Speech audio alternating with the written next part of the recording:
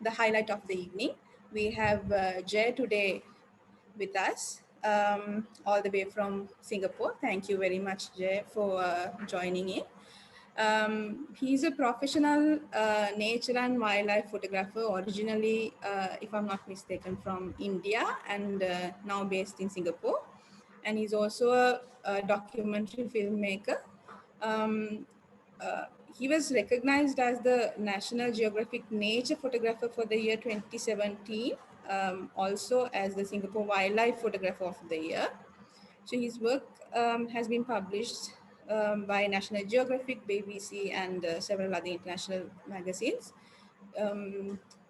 Those who were with us from the beginning of the session, I think we got a better idea than from the flyer, who Jai and what he's into. So today, of course, he's going to tell us a story through photography. So without further ado, we'll open the floor to you, Jay. Thank you so much. Firstly, want to thank you all for inviting me to judge the competition. I think it was an amazing competition and some really brilliant images that we came through, and I hope hopefully some deserving winners. Secondly, thank you for inviting me for this session as well. I mean, I enjoy doing some of these sessions, and it's an honor. I love Sri Lanka. I've been there a few times. Yala, I was just telling you all, Yala is my favorite place. Nevertheless, if can I take control of the screen? Okay. I really wish, hopefully someday I get to meet a lot of you all face to face. Hopefully when travel opens and when I'm in Sri Lanka next time around. Sometimes it's hard to do these online sessions because I don't know who's listening to me and I can't see people's faces. So sometimes I feel like I'm just talking to a computer. So it's a little uncomfortable though. But nevertheless, thank you all for joining in today. For today's session, I thought I wanted to do something about storytelling, primarily because usually there's a lot of discussion on all the technical aspects of how to shoot and all the ISOs and the exposure triangles and all of the stuff. But I think there are not many sessions usually, or not many discussions around the whole creative process of things like storytelling. And storytelling is very close to my heart. Another reason why I probably become a photographer also is because I always wanted to tell stories, and photography was the medium that I wanted to use to tell stories. The picture that you see right now is a very interesting image from a few years ago. That's a rescued mother and baby. In fact, the mother was rescued.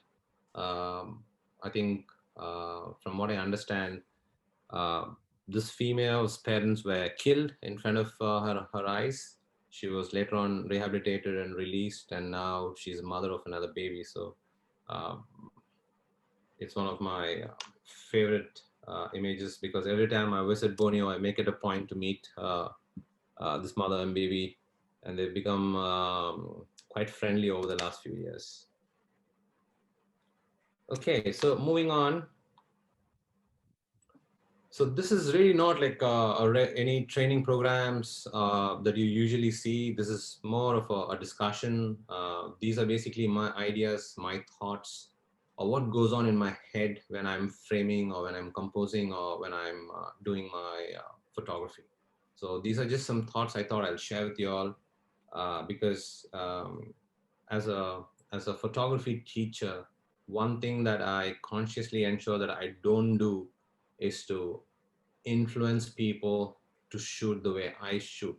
And I think it's something that I see a lot of photography teachers do, and I don't think it's in my personal opinion, I don't think it's a good idea, because usually we tend to influence other people to shoot like us because we shoot in a certain way, or we think this is the right way or the wrong way to shoot. But unfortunately, the fact is, with photography, there's really no right or wrong. Every photograph has an audience. Jay, sorry to trouble you. I'm, Sorry to disturb you. Do you think you can go on full screen? I doubt whether we are seeing the full thing. I thought this was full screen. This is full screen for some Oh, reason. okay. All right. Okay. Okay. That's okay then. Right. Just give me. Okay.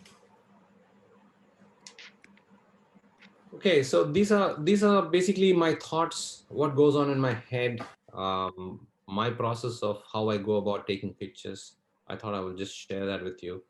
Um, so when it comes to storytelling, unless you are in the field of photojournalism, most photographs don't really see a direct story. Because every time I talk about storytelling with photography, especially with wildlife, most people would say it's not possible to tell a story with all the photographs we take every day.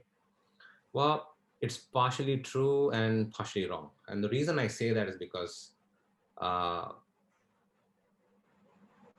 there are direct stories and there are indirect stories. So, for example, if you're in the field of photojournalism, you're capturing a specific event that's happening. So there's a whole story to it. But with nature photography, a lot of times you're just making all these beautiful pictures. But then, do these beautiful pictures actually connect with an audience?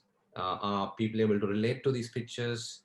Can they feel any emotion from these pictures? So all those things. Um, how do you bring all those things into a picture that can connect with people? So photographs that make us pause and think, make us take a second look, usually has set the stage. I always call it setting the stage.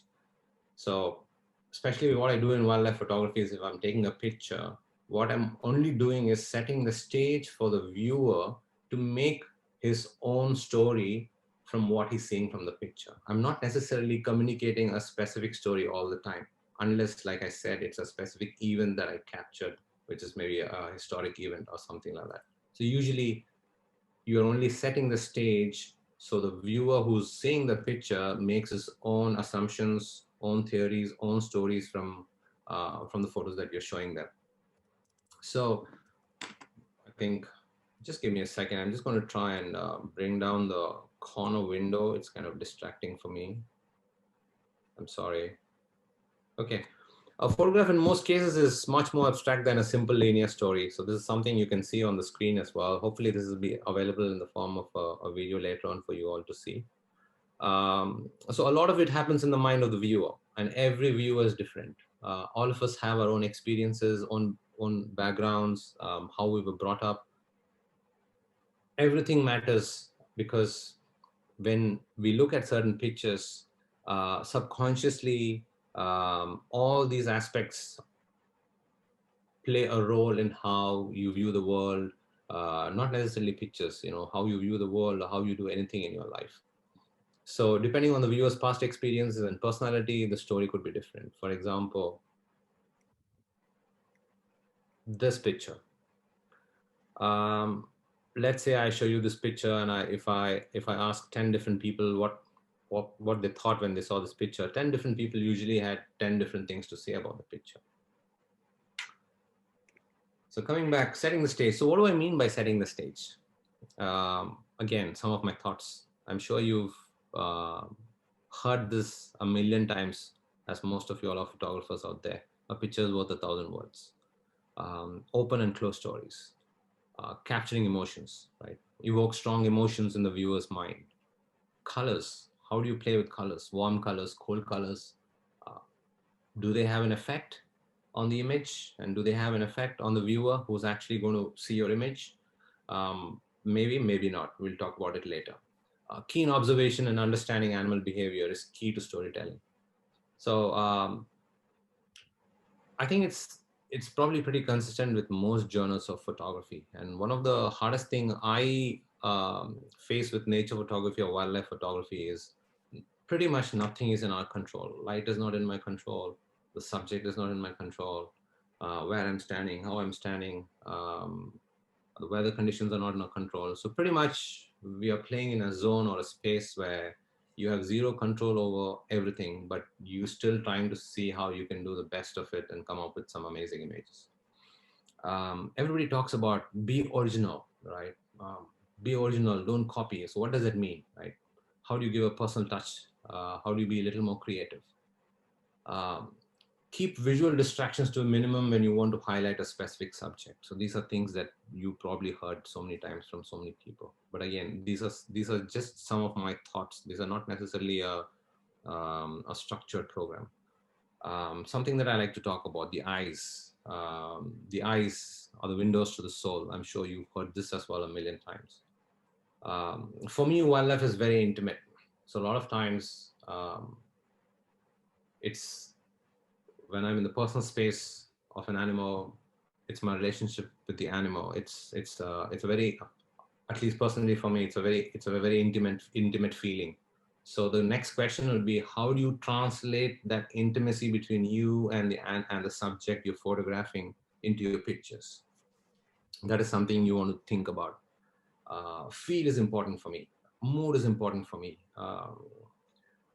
Especially when I'm teaching here locally, I see, especially when we edit pictures, I see a lot of people giving a lot of importance to image sharpness, clarity, removing all shadows. But it's boring, right? It's just one dimensional, two dimensional image. So for me, I give more importance to something like the feel or the mood of the image, or rather, I would give them more marks compared to something like a super high res image or a very critically sharp image. Always give more importance to feel and mood, because remember, as photographers, at least me as a photographer, I just don't shoot for myself. I shoot for an audience. I shoot for people because I want to share. I shoot for magazines and stuff like that. So it's really not about. It's not always about what I like. It's also about how would my viewer look at my pictures. So for me, that's why feel is important. So a common average man who's looking at your picture on your Facebook or even on any social media platform really doesn't care how sharp your image is, or how crystal clear your image is. So usually when you're browsing through some images, there are some times when you would stop and look at an image more than once. It's not because these images were just beautiful images. It's because those are the images that caught your attention. Those are the images that had some kind of an emotional connection with you. Those are images which kind of made you think, or it could be anything, as long as there's some kind of a connection between you and the picture that you're seeing. So mood is important. Uh, be creative. I'm sure you heard this from so many people. Be creative. What does that mean? It probably means different things for different people and for different photographers. Experiment with light. Light, obviously, right? I mean, I think a lot of you all who are probably listening to me are very tenured, or even a lot more tenured than me. Um, I think photography basically means painting with light. So if there's no light, there's no photography. So light definitely has a huge impact. So I like to experiment with light, playing with light. Understanding scale. Um, what do I mean by understanding scale? This is something you want to think about. Like usually um, when we're shooting on a DSLR or mirrorless cameras, we get to review only on the tiny 3-inch screen, right? So everything looks great. So sometimes we lose perspective. Sometimes we really don't understand scale. So it's important to understand scale. Um, Scale could be as simple as what percentage of the subject you want to fill into your frame, right? You can, for example, if there's a lion walking, let's say you're shooting a lion walking head on into you in Africa, um, just 10% of the frame, if it's the lion, it could be a different story. 20% will give you a different story, or maybe a 50% will give you a different story, and maybe 100% is going to be a head-on portrait. And you probably get those beautiful eyes of a lion could tell a different story. So even as simple as different focal lengths that you shoot could tell a different story. So for example, when I'm in Africa, sometimes I'm always in conflict because I'm carrying a 600 mm, I'm carrying a 400 mm, I'm carrying a 7200. The question is, when you see something in front of you, you have these choices of different focal lengths, right? Which focal length would you prefer? Again, there is no right or wrong. All of us have our perspectives. So you just got to sometimes make the right decision, depending on what kind of story you want to tell. Fear of missing. This is something that I personally experienced when I started as a photographer, probably 12, 13 years ago. And I also see a lot of new age photographers or kids who've just started photography having this problem. I call it fear of missing because, especially if you look at people who are bird photographers or wildlife photographers, the minute they see an animal or a bird or a subject, they just fire away. Because they're worried they're going to miss that shot. They're worried they're going to miss that um, you know um, eye level shot or whatever shot. There's always this fear of missing. But unfortunately, I realized it's this fear of missing is what is actually stopping me or probably hampering you from making better images. We'll probably talk about it a little later. And lastly, while we have a lot of fundamentals that we want to know as photographers, but I personally feel there are really no rules. You know, do what makes you happy. Like I said, be creative and get going. Okay, moving on from there. Uh, if you remember, I spoke about closed story, open story, right? It's just like a open-ended conversation and a closed-ended conversation. So there are some pictures which are like an open story, right? 10 different people can make uh, 10 different observations or 10 different stories out of a picture. And there are closed stories which are very, very direct, because for example, there's an action sequence where a leopard is hunting, let's say, a deer, right? It's a very straightforward story. It's a hunt sequence.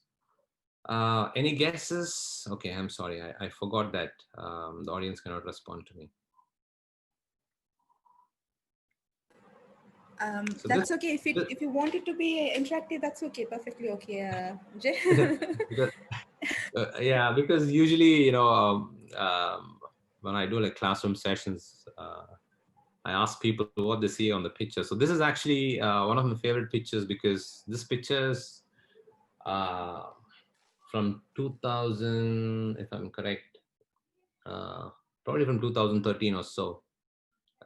Early morning. That's actually a tiger that you see. You really can't see the tiger, but this is kind of my style of photography, because uh, there's some element of suspense. There's some feeling to it. There is some mood to it. So I'm always trying to create silhouettes, or I'm always trying to shoot against the light. Um, I'm always shooting a little underexposed, because I give more importance to mood and feel, like I said earlier. So you will see a lot of photographs as I move forward. I may not necessarily talk about each photograph, but they're just there for you to see, because this is all about storytelling. Here's an image that you can make some stories out of.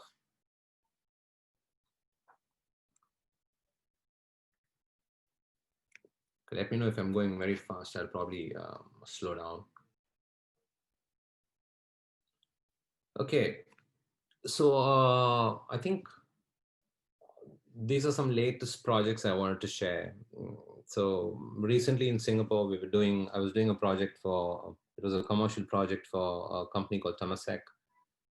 Every year they have a global conference where it's like an eco conference where they bring in a lot of people from across the world to talk about, some of the future issues like the environment and things like that. So I actually did a series of pictures just around Singapore. First of all, Singapore has very, very limited wildlife. So there is a very limited scope to shoot a lot of wildlife. I'm not sure how many of you all have visited Singapore.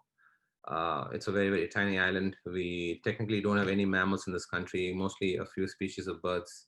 But we also have a good season of migratory birds around, let's say, October, November, December to Jan. So this is a series of images I've done basically around the concept of coexistence, because Singapore is a small country and we have limited green spaces and limited patches of forests and mangroves. So usually we're living very, very close to the animals all the time. So Singapore is probably the only place where you can see these hornbills probably sitting in your balconies, flying over your head. They're all over the place. So it's quite interesting scenario here in Singapore. So these are images that I deliberately composed this way because in every picture I was trying to show some connection between these animals and Singapore as a country, or some relationship with people, uh, you know construction that's happening, or loss of habitat and things like that. So this, if you see, is basically a monitor lizard sitting on a tree trunk. But what you see behind, if you've ever been in Singapore, that's the Singapore local buses. So all Singapore buses look the same here in Singapore, and that's the color of the bus. So it's kind of synonymous to Singapore. So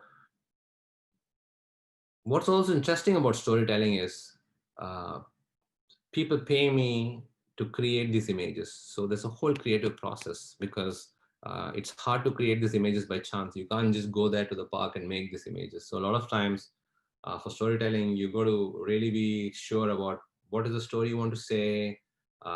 You'll have to kind of conceptualize, and then followed by understanding the location, wrecking the location, where I can find what, and then how to compose your pictures. So it's a combination of some of these aspects. So this is another interesting picture. What you basically see is in the same location, it's the reflection of the Singapore bus in the water there, and you have the gray heron actually sitting in one of the canals. Um, this again I thought was a reasonably good way of telling the story of what's happening in Singapore. Here's another example. This was about 7:45 or probably 8 in the morning. I was at the beach looking for these otters. I've been following this family of otters for the last few years, almost stalking them. So every morning I'm there trying to find where they are and what they do and where they go. So one morning I was there, and there were these two gentlemen who were jogging in the park, and I was actually filming the otters. So when they saw the otters, they came up to the otters with their mobile phones to take a picture of these otters. And it was just amazing to see how these otters, almost like they obliged for a photograph. If you see, all of them literally walked up a little more closer. Um, Again, why in Singapore context is an interesting picture because um, otters in Singapore are well known, and you can see them very often along your canals. You'll be surprised sometimes if you see them running across the streets. In fact, last year there was a day when the Singapore airport had to be shut down for a few hours because the otters decided to go and sit on the runway. So that's how famous they are. But again, I thought I composed this picture because I thought there was a story to this picture. In fact, this is a relatively non-complicated, very basic composition. It's almost like point and shoot of what was happening over there. But again, there was a story to this. This image was awarded, I think, um, 2018. This image was awarded. Because sometimes you could wonder when you look at an image like this and say, wow, there's nothing really special about this image, right? I mean, except for the story. But the award is for the story, not really for all the technical aspects, or not because it was an amazing image. So one question a lot of people ask me, especially when I teach, is how do I get my images published with National Geographic or BBC or any of these magazines, especially in the wildlife space? Well, the answer to that is very simple. Lately, I've been speaking to a lot of editors. Most of the editors these days are looking for a story. They're not necessarily looking for mind-blowing, amazing pictures. But what they're looking for is a story. They really don't care whether you shot it with your mobile phone or with the best camera in the world. But what they really are looking for is definitely a story. Because sometimes what happens is we feel like we have some amazing images and we send it to an editor, and most editors don't even bother to look at those images. That's because what they're looking for is a story. That's because what you and I think or amazing images may not necessarily be something that the editors are looking for. It's also because the editors see a lot more images than you and me, and they have a better view or a perception of what's already been published, what the public is looking for, or what the viewers may like, and things like that. So here's another example of coexistence right at the Singapore port. So I talk about observation as the key to storytelling. This is again a very, very simple. This is not your traditional wildlife photography. This is more like urban, super urban wildlife. Gray herons I know are super common in a place like Sri Lanka, even in India. But here in Singapore, it's pretty amazing how smart these herons have become and how they've adapted to the landscape. So this heron, I realized every morning he'll go sit on the pipe, and when the water is flowing backwards during low tides, he prefers standing there because usually the fish that got washed into the country or into the lakes and the canals is actually being washed back during low tides. So that's like a perfect place for him to pick fish which is just flowing over those pipes. But again, it was all about observation. Most people don't even bother to look at something like this because visually, when you look at it, you look at it and say, hey, it's just a common bird, it's a gray heron. But look for a story. Here's an example of some storytelling images. So this is a picture that I did again for another magazine here. Um, they specifically wanted some images which talks about how nature can still exist in a developing country. So in the Singapore context, I actually took this picture from like a 7-story building housing complex. The idea of taking this picture was to say development and nature can still coexist if governments and people can figure out a way to kind of have maintain that fine balance. Okay, moving on. Another thing that I usually like, I focus on is the eyes. I think this is very common for most nature photographers. But the challenging thing is most wild animals do not like eye contact. In fact, you would notice the minute you pick your camera and point at them, they'll probably turn away or they avoid eye contact. And it's a very natural thing. Most animals in the wild are not comfortable um, with eye contact with humans. So one of the best ways to get closer to animals in the wild, or even to ensure that you don't agitate an animal while you're filming, is to avoid eye contact. Um, so these are deliberate compositions. These are some pictures I made for some exhibitions that we did in Germany a few years ago. The NGO that I was working with, the CEO and I were talking about the exhibition, and he said, uh, most of the time when you talk about orangutans, you can only think of all the sad stories if you're following what's happening in places like Malaysia and Indonesia. Palm oil farms have been destroying the rainforests. I've personally seen bullet-ridden orangutans just floating on a river and things like that. So pretty much these orangutans have lost a large part of their habitat, along with illegal wildlife trade and things like that. So he was asking me if I could take some pictures to portray how magnanimous these animals were, to portray these animals as larger than life characters, um, something that you can look up to and say, wow, um, you know. So I was trying to think in my mind, how to compose some of these images. So some of these images came out from some of those projects.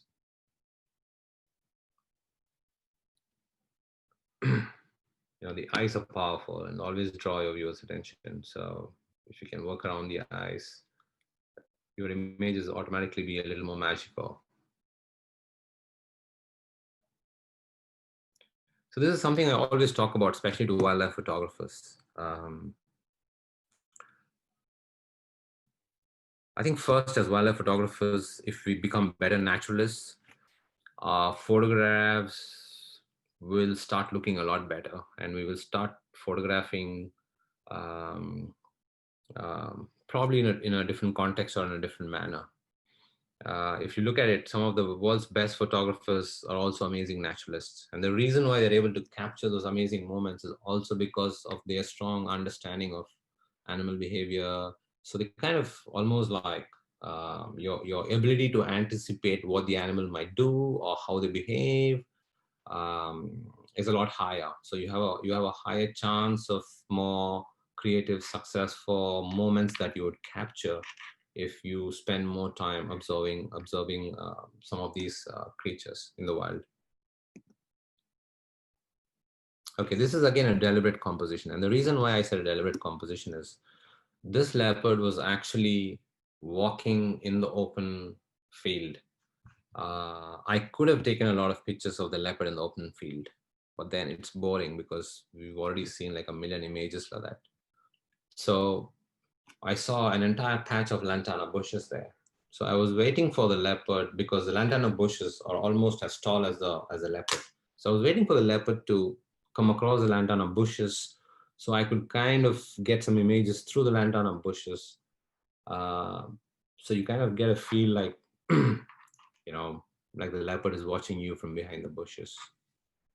So sometimes don't be in a hurry.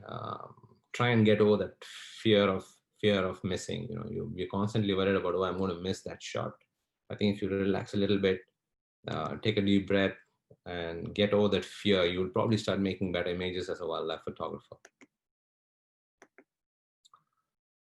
Well, this was one of the award-winning images from 2017.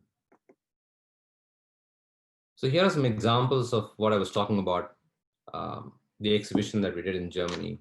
So these were some deliberate compositions, like I said. So we use some of these exhibitions as like a conversation starter. So these images of mine were printed literally massive hoardings. That's actually a 3-story building in the background. You can see how big the image was. So they put this across Germany in many places for an exhibition.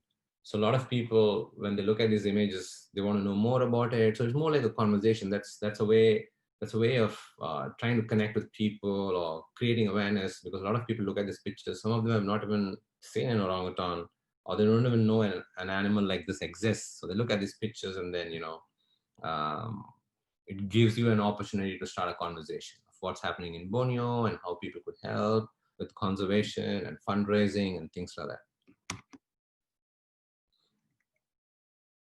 This was another image that was put there.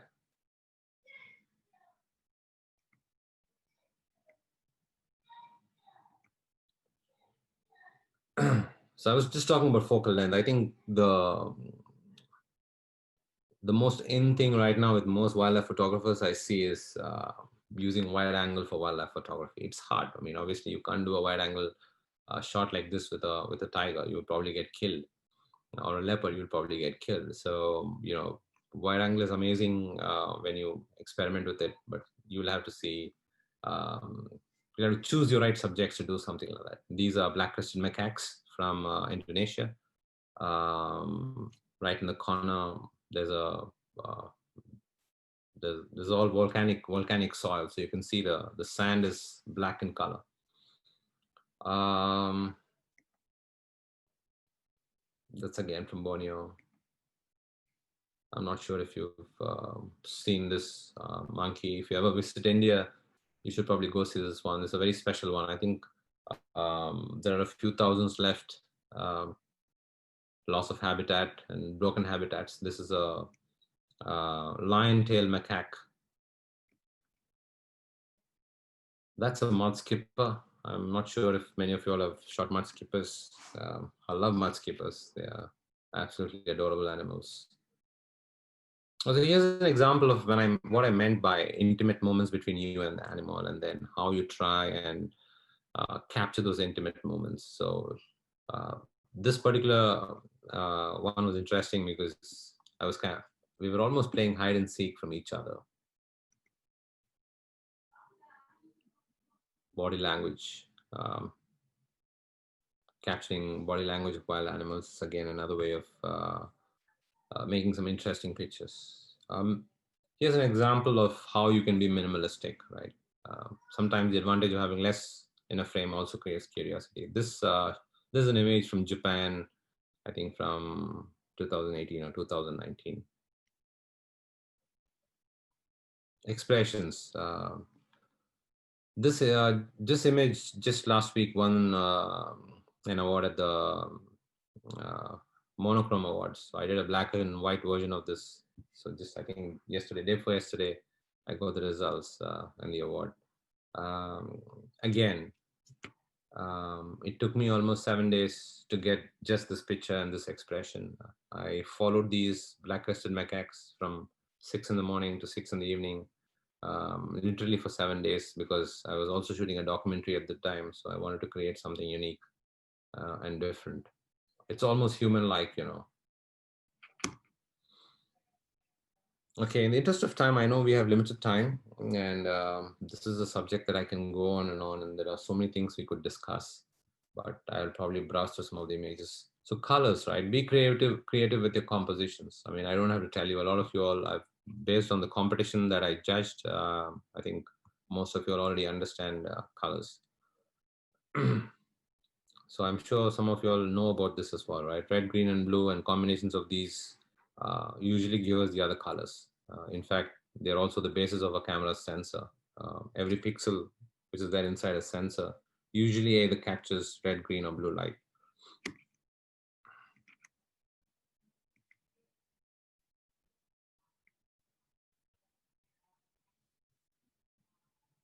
These are some special. This is some really special langurs, highly vulnerable. For example, red shank langur from Vietnam. Only a few hundred survive. Most of us been killed for bushmeat and things like that.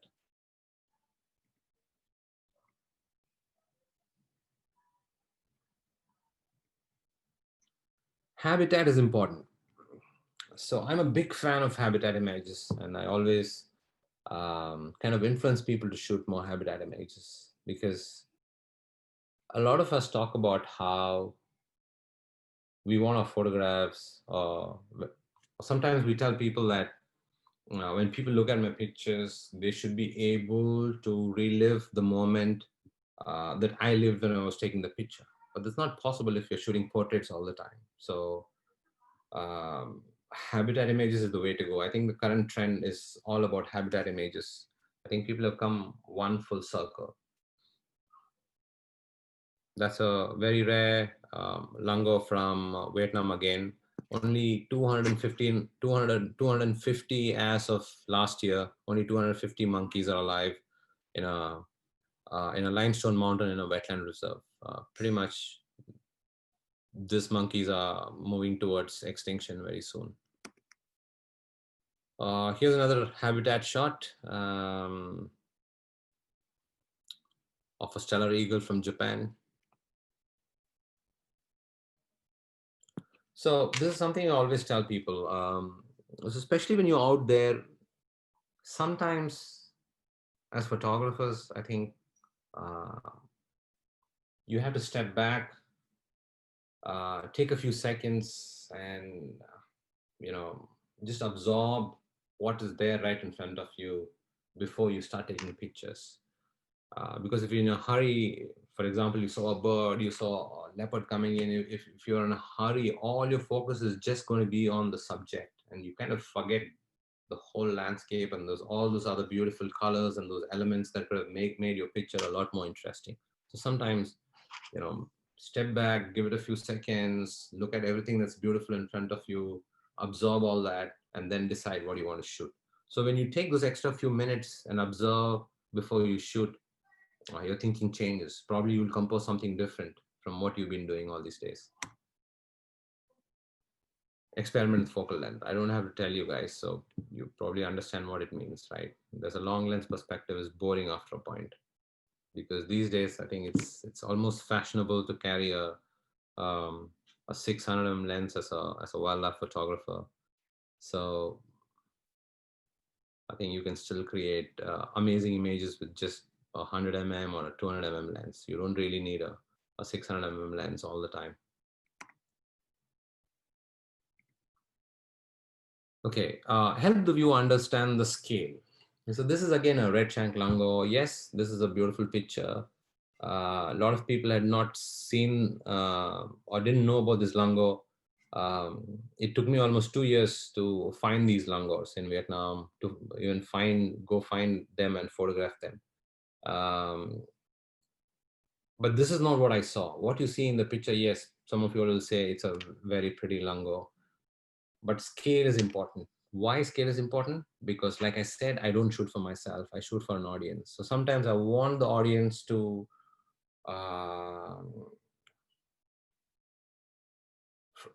get the same feeling of what I saw when I was photographing there. So this is what I mean, scale. So this is what I saw, this is what I photographed. So most of us tend to shoot like this, but sometimes shooting like this gives your audience a better perspective of where you were when you took that picture. Look at the scale, right? So it's important that um, you play around with your compositions. Like your focal length will always tell a story. So this is, I mean, I'm not sure if any of you have been to India. I come from a place called Ooty in India. Um, my grandparents live very close to a tiger reserve. So usually I had to drive past these roads to get to my grandparents' house. So it's um, it's quite common to run into a tiger when you're driving to my grandparents' place. So I always carry a camera when I'm driving to meet my grandparents, because you never know what you would see. And this was one of those days in the morning when I was driving to my grandparents' place. I was cutting across to the forest, and you know, there was this tiger. So again, it's all about the choice, right? I had a 600 lens with me, but then I chose to shoot with a 7200 because I wanted a more interesting composition.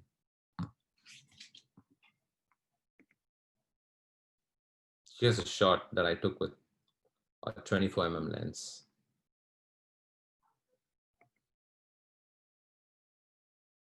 Well, I know quite a few photographers from Sri Lanka have been visiting Kabini in Bangalore to see the Black Panther. This is again another one of my compositions of the Black Panther. Again, I chose to compose this way and not use a really long lens, because for me, this made a more interesting shot, right? I mean, the light was interesting. There's some structure to the picture. Love those patches of light falling in through the canopy, and then the Black Panther walking towards us.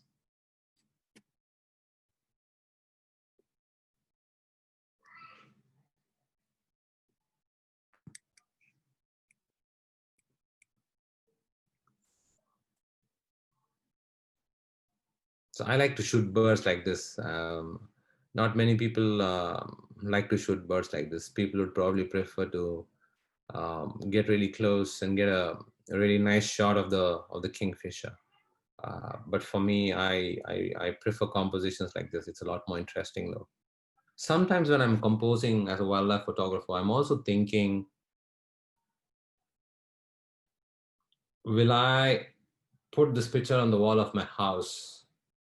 So I think if you start thinking on those lines, your compositions are going to be a little more different. Here's another example from Japan. Use the habitat to your advantage to set the stage for your story. Here's another example of scale. I'm not sure how many of you all have ever seen a snow leopard or tried going for snow leopard expeditions. I think lately we've been seeing a lot of snow leopards in the Himalayas on the India side.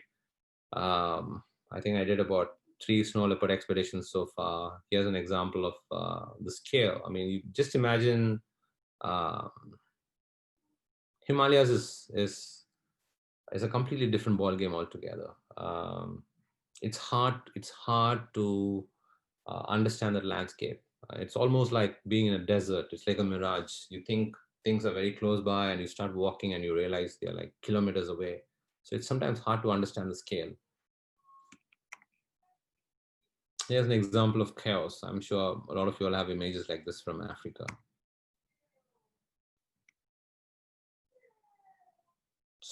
This is another thing I like to do. Sometimes I like to fill the frame to create very intimate moments. Yes, being creating with light, especially if you are traveling to Africa, try playing around with light. It's a perfect landscape to experiment with light. Here are some images that were published by National Geographic. Again, early morning.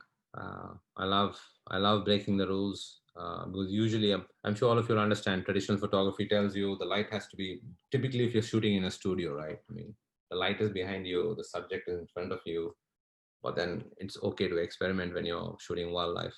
Uh, just makes it more interesting. So this is a shot. If you see, it's a almost like a backlit shot because um, there was some light source in the background. So I positioned myself at an angle so the light source fell on the tarsier from behind. That's how you can see those beautiful ears.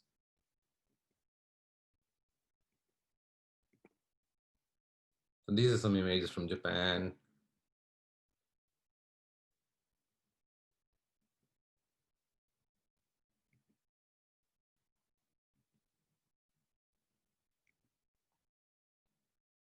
So if you're traveling to a location, especially for wildlife photography, it's always good to do some research. For me, if I'm going to create a portfolio of myself and if I'm traveling to a location, I always like to go and see the kind of work that's already been done there. So that kind of gives me some perspective of what I should be doing, because as a photographer, I don't see the point in duplicating or replicating all those amazing pictures other people have taken. So in my mind, if I'm going to a location, I'm thinking, okay, these are all those beautiful pictures that have already been taken in this location. So what can I do differently? How can I compose something different? So at least I'm going with um, that thought in my mind, and it's important for you to go with that thought in my mind because um, only then you will start seeing things differently when you're out there.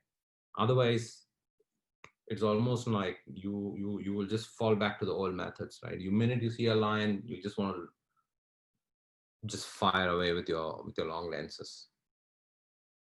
So this is how I like to shoot birds. That's a crested kingfisher.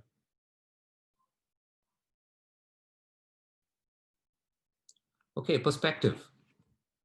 Perspective is important, right? A creative mindset, a different angle, varied focal length, directions of light. So sometimes when you travel, I think it's important to have a good understanding of the landscape. So at least prepare, check with locals. Which is the direction of the sun, where does the sun rise, where does the sun set, and things like that. So that gives you at least some basic foundation of what you can do in a place when you get there. Uh, so these are just some board portraits. This is really not meant for this session because a lot of people, when I show them all my other pictures, they tend to think that I don't shoot board portraits. I shoot a lot of bird portraits, but it doesn't interest me because the way I look at it, um, you can shoot bird portraits in the zoo. Why waste time spending so much of money traveling around the world to shoot bird portraits? Uh, but if you can add a little bit of that habitat of where the bird lives, I think it becomes more magical. And also, remember, these are not new birds that we are documenting. I can understand that, okay, there's a new bird, a bird that's yet to be discovered, or there's a new bird which has come to Sri Lanka for the first time. It could be another bird, but coming to Sri Lanka for the first time, you want to document, I understand. But then um, sometimes for me, when I'm teaching with my students and people that I work closely with, it's a little frustrating when I see all they do is go and shoot bird portraits every day, and they shoot the same bird year after year. They go to the same place, sit in the same height, and shoot the same bird. And sometimes it's beyond my understanding why you want to do that. As a photographer, you want to be a little more creative and do something different. Well, but this is just to show that That does not mean I hate bird portraits. I love bird portraits too. But all I'm saying is that, um, have the creative mindset to do something different.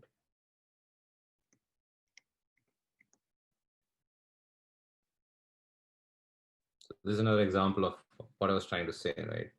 Be conscious of the overall scape, direction of the light, and don't just focus on the subject. Because when you just focus on the subject, uh, there's a very high percentage that you might be losing on some of all those beautiful other aspects um, in the same location where you're shooting. Well, these are just common pictures. Because people talk about there's too much focus on technology these days. Everybody's talking about the latest equipment. Everybody's talking about, especially in the wildlife area, everybody's talking about a Sony A9, a Sony 600 or an R5 on the Canon or the Nikon Z series. So there's too much discussion on equipment. But honestly, equipment, yes, is a great enabler. Um, for example, people were talking about amazing autofocus capabilities and things like that. Yes, uh, cameras have definitely become more efficient, but I don't think the camera should define you as an artist. End of the day, you are an artist. Camera is only a tool for you to create what you want to create or show people what you want to show. So, and the reason I show this image is because this image is probably um, 12, 13 years ago, right? I shot this with the first version of the Canon 7D. Those days, the cameras did not have the kind of autofocusing capabilities. They did not have the low light capabilities, the cameras that you use these days. So those days we had to, it had to be purely your ability as a photographer and your skill. But technology is good. I think it's a lot easier to shoot birds in flight or action these days because the cameras have become a lot more efficient these days.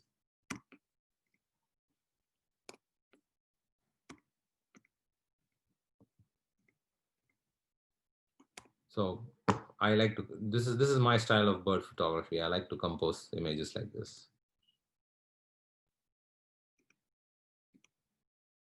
So these are some pictures. These are some birds from the Himalayas.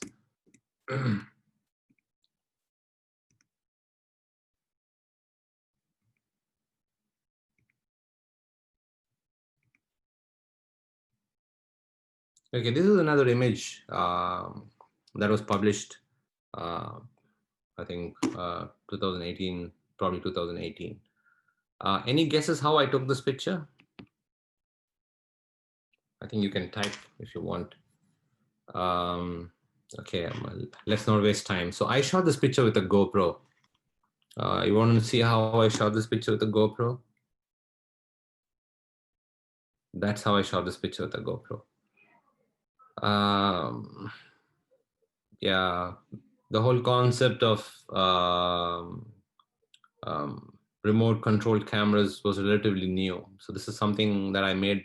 It's like a homemade equipment. I went to I went to a hobby store, bought one of these remote controlled cars, plugged in a GoPro. GoPro has a remote, so because it's sometimes hard to get close to some of these subjects. So I was kind of having some fun with these macaques, and that's how I ended up with these shots. I hope you still have the GoPro intact. Oh yeah, I still have the GoPro intact. Yeah. So sometimes it's perspective, right? It's not about the best equipment or tack sharp images. So sometimes it's all about. So for example, an image like this is literally impossible with your hands, right? You can never get close to a group of monkeys, or at least these monkeys. It's impossible. So the only way to do is for you as a photographer to start thinking about um, how can you do something like that. So usually for me, I have an idea in my mind, and then I spend a lot of time on pen and paper figuring out how to bring my idea to life. So that's how I work these days. Harry is asking where this was taken, Jay. This was taken in Sulawesi. Indonesia. Right. Indonesia. Again, right, on a safari in Masai Mara, it's, I think, almost 12 noon. There's nothing happening. The lions are there sleeping. The cheetahs on the right, everybody's sleeping, everybody's resting, literally nothing to do. And that's the best time for you to get creative with your skills, right? So you can still create something different out of the ordinary. um, this is a this is a very basic, simple composition. There's nothing great about this. But then you'll be surprised if I tell you I sold so many of this, and it's on the wall of so many people's homes. Okay, perspective is important. So one day I was sitting at the beach, looking at these crabs and these mudskippers, and then I was thinking in my mind, if I have to take a picture of the mudskippers or the crab's view of the world, then how would it look like, right? For example, you and I, when you're sitting at the beach, it's my view of the world, or if it's my view of the beach, right? What you're seeing through your eyes. So in my mind, I was thinking, how would the view of a crab or a mudskipper's view of the world look like? So that was basically the idea. And then I started thinking, okay, now how do I take an image like that? It's impossible to get to very close to some of these subjects. So again, very simple, because if you see most cameras these days, you can actually use Bluetooth and trigger your cameras with your mobile phones. So that's what I did. I watched the crab come in and go out several times. So I went, I positioned my camera there, I composed my shot, and I basically used a really wide angle lens, and I was waiting for the crab to come out, and then I took the shot. So again, it's all about perspective. So as a photographer, if you want to kind of move up the value chain, you got to now become a thinking photographer if you want to be relevant to what's happening right now in the world. Yeah, it's not about just shooting beautiful pictures. Yes, sometimes a lot of us get carried away by what we see on Facebook and Instagram and all those things. um, that's also because I think these days devices have become smaller and smaller, right? Most of us today pretty much do everything on a mobile phone. You really can't enjoy a landscape shot on a mobile phone, right? It's impossible unless you watch it on a big screen. It's almost like that. So perspective is important, right? This is a very basic, simple shot, right? It's a reflection of an elephant, and I just inverted the image. Going wide, this is a wide angle shot of the Hooper swans. So these swans basically migrate all the way from Russia to Japan during peak winter. Again, this is shot of the wide angle lens. But remember, it's um, you will have to choose your subjects carefully when you want to shoot wide angle. So feel is important. So for me, the feel is important. So when I see something in front of me, I'm constantly moving around to find a different angle that can kind of bring a different feel or mood to the image. Like scale is important. For this particular shot, I actually was almost chest height um, inside the river, just to get this angle, because um, it just gives you a completely different perspective.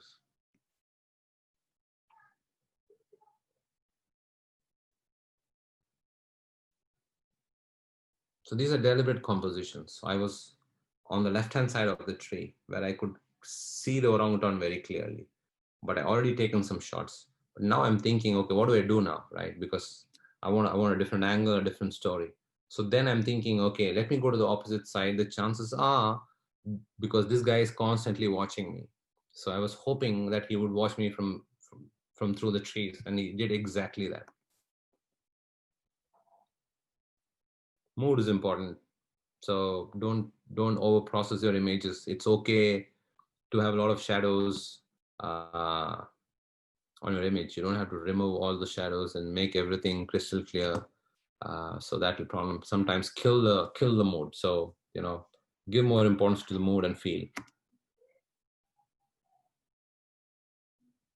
This is a series which I wanted to do again for an exhibition, because they wanted me to create some images um, to show the intimacy between a mother and a baby. So that was a newborn baby.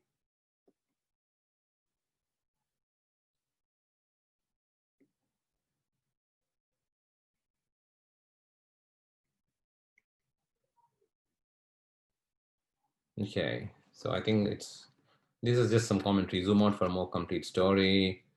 Um, if you see, I deliberately composed this image this way. Okay, moving on to sunrise and sunset. I think sunrise and sunset is a very, very straightforward thing. It has a story in itself. You really don't have to do anything, as long as you compose the sun or the sunrise or the sunset in your pictures. It automatically becomes magical. So always, especially if you're in Africa, don't be in a hurry to go back to your room because there's no more action.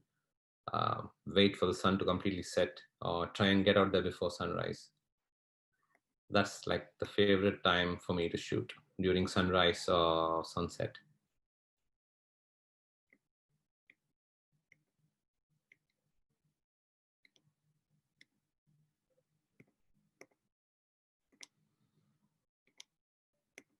Okay, I'm just going to browse through some of these images in the interest of time.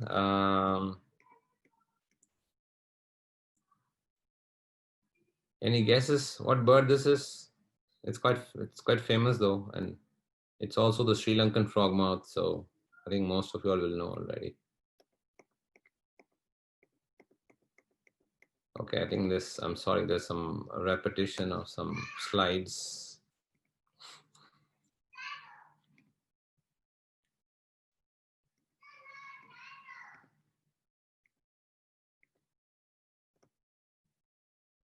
Okay, so I think I'll try and close here, or